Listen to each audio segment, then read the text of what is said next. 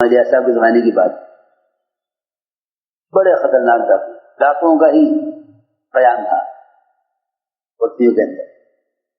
سارے دلی والے ڈرتے تھے اور کوئی کچھ نہیں کر سکتا تھا. وہ مستقل ان کے قیام کی جگہ تھی. رات کو وہاں سے گزر نہیں سکتا تھا. دن بھر وہ پھرتے تھے لوٹ مار کرتے ہوئے، رات کو وہاں ٹھہرتے تھے. مولانا ریاض صاحب سے کسی نے کہا کہ جی وہ آپ اس طرف سے نہ جایا کریں، اس طرف سے نہ جایا کریں، وہاں ڈاکو رہتے ہیں، بڑا خطرناک راستہ ہے، ایسا نہ ہو کہ راستے میں کوئی بات پیش آ جائے،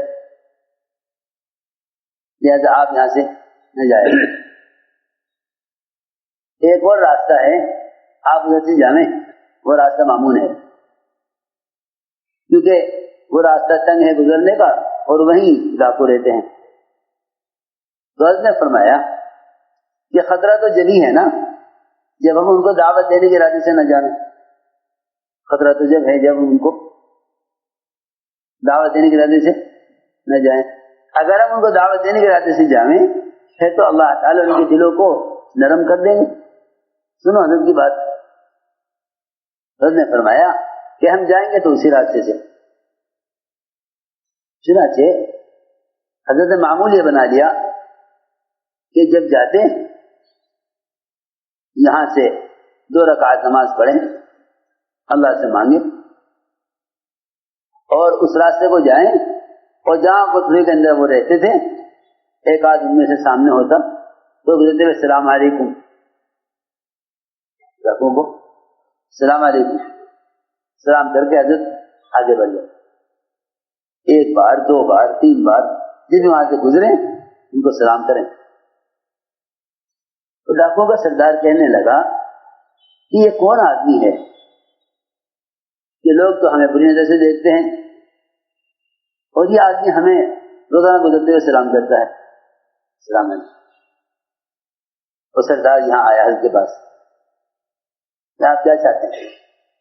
کہنے کہ بھائی ہم یہ چاہتے ہیں، ہم کیا چاہتے ہیں، اللہ تعالیٰ تم سے دین کا کام لینا چاہتا ہے. تو ڈاکو ہیں، ہمارا کام تو لوٹ مار کرنا، قتل کرنا، مال لوٹنا ہمارا کام ہے. جس کا کام یہ ہو اس سے اللہ تعالیٰ دین کا کام کیسے لے لیں گے؟ کہ نہیں، اللہ تعالیٰ تم سے دین کا کام لینا چاہتے ہیں. اتنی بات سنتے ہی کہا آپ بتائیے مجھے کیا کرنا ہے؟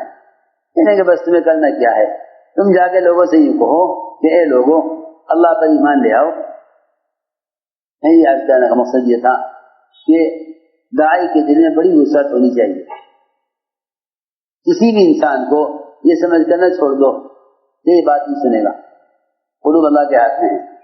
اللہ تعالیٰ دیکھتے ہیں کہ یہ میرے برے سے برے بندے اور میرے گناہگار سے گناہگار بندے پر اس کو رحم آتا ہے یا نہیں. تو قلوب اللہ کے ہاتھ میں ہے. اللہ تعالیٰ داعی کے مجاہدے اور قربانی کو مدعو کی ہدایت کا سبب بناتے ہیں. ہم تو یہ سوچتے ہیں کس کو دعوت دینے سے فائدہ ہوگا، کس کو دعوت دینے سے فائدہ نہیں ہوگا. بات یہ نہیں ہے. حضور اکرم صلی اللہ علیہ وسلم کے دل میں جتنی طلب ابو طالب کے اسلام لانے کی ہے، جو آپ پر جان مال قربان کرنے والے تھے، آپ کا ساتھ دینے والے تھے، آپ کی حمایت کرنے والے ابو طالب، جتنی طلب ان کی ہدایت کی اتنی ہی طلب ابو جہل کی ہدایت کی. کہ ابو جہل نے خوب ستایا، ابو جہل نے خوب ستایا، ابو جہل نے آپ کو خوب ستایا. جتنی طلب ابو جہل کی ہدایت کی ہے اتنی طلب ابو طالب کی ہدایت کی. یہ نہیں کہ ان کو تو تباہ کر دے اور جو ہدایت پر مجھ سے محبت کرتے ہیں ان کو ہدایت دے دے. جو مجھ سے محبت کریں ان کو ہدایت دے دیں، جو مجھے اذیت دیں ان کو ہلاک کر دیں. یہ نہیں ملے گا. اس لیے میں نے عرض کیا کہ داعی کے مزاج میں وسعت اور صبر ہوتا ہے. وسعت اور صبر، جی ہاں، داعی کی بڑی صفت صبر ہے. داعی کی ایک بڑی صفت صبر ہے. داعی کی بڑی صفت صبر ہے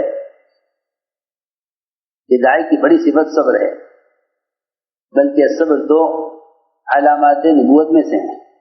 صبر کس میں سے ہے؟ علامات نبوت، نبی کے نبی ہونے کی علامت صبر ہے۔